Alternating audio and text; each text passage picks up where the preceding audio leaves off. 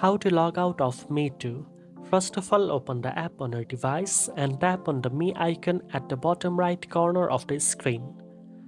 Next, go to the Account and Security section. Here you will find the Logout button at the bottom of the screen. Tap on it and confirm your choice to safely log out of your Meitu account. Logging out ensures that your personal information and edits remain secure, especially when using a shared device.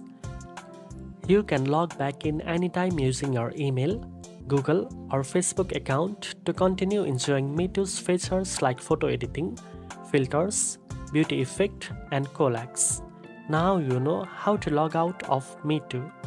If you found this video helpful, don't forget to like, share, and subscribe for more editing, app, and creative tips. Thanks for watching, and I'll see you in the next one.